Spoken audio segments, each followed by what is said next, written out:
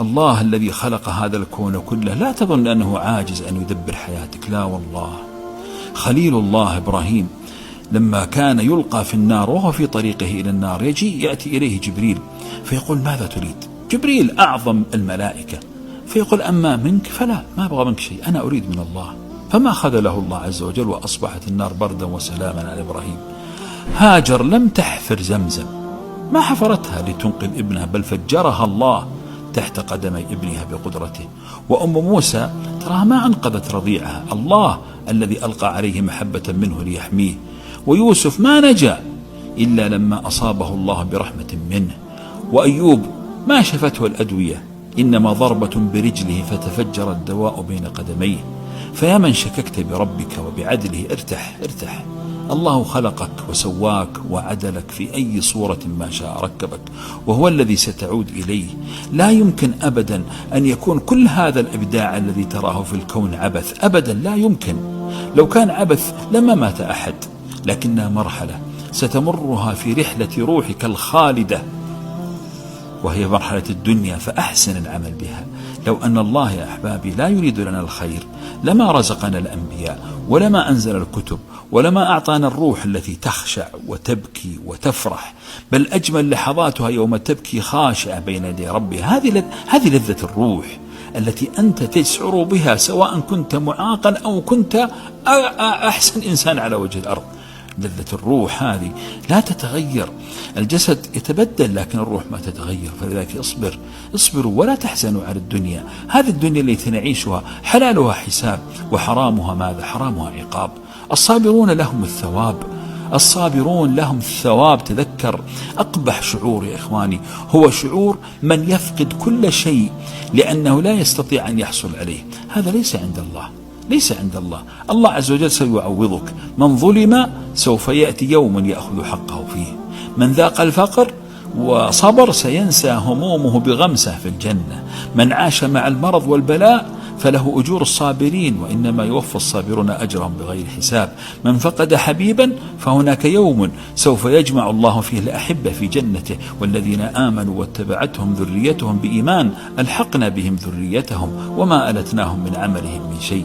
عندما تؤمن بذلك سوف ترتاح، ولا بد أن تؤمن، لأن من أتقن صنعك وصنع هذا الكون لا يمكن أبدا ألا يتقن حياتك، خاصة بعد مماتك. كل النعيم الذي تراه في الدنيا تراه نعيم جسد، النعيم الحقيقي هو نعيم الروح. لا يمكن أبدا أن تسعد روح بعيدة عن مالكها، لا يمكن أن تسعد روح تشك في خالقها، لا يمكن أن تسعد روح غاضبة على تدبير ربها. ستسعد الروح الراضية. ادخلي جنتي. الله يقول يا أيتها النفس المطمئنة ارجعي إلى ربك راضية مرضية. هذه الروح التي تعلم أنها تتقلب بين عدل الله وفضل الله، فما نزل من بلاء فهو بعدل الله، وما نزل من خير فهو بفضل الله، فتجدها دائما راضية.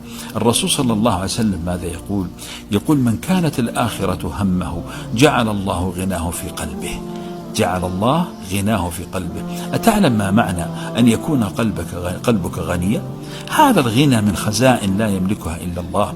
السعادة يا إخواني ليست بضاعة نشتريها، لا لا لا لا، السعادة نعمة لا يملكها إلا الله. ولذلك كم من محروم مما يملكه البشر يعيش قمة السعادة، وكم من إنسان يملك كل وأجمل ما يملكه البشر ويعيش الكآبة.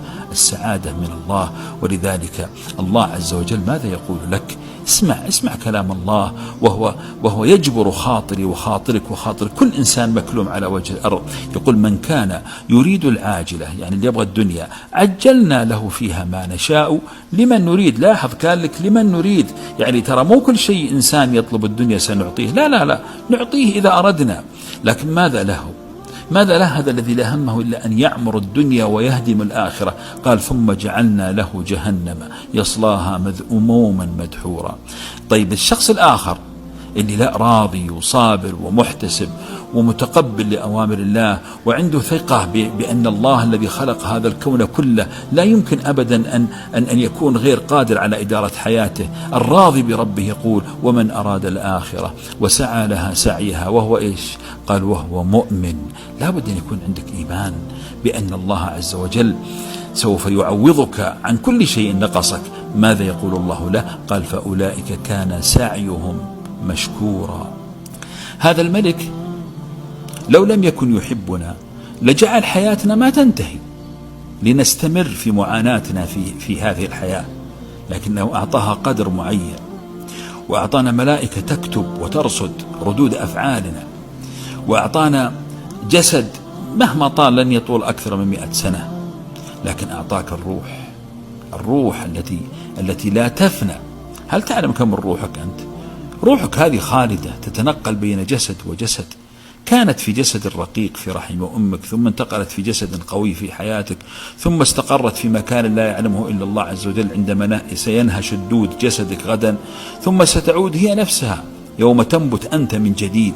الذي أحياك أول مرة قادر أن يعيدك مرة أخرى. الله عز وجل خلقك وخلقك لعبادته، فمهما مر بك من الآلام لا تيأس.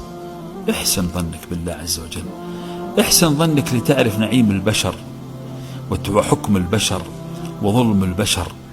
الله عز وجل خلقك لتعلم أنت أن الأمل الوحيد لك هو عند الله عز وجل، والله لن تخذل أبدا عند الله عز وجل. ولذلك ماذا قال بعدها؟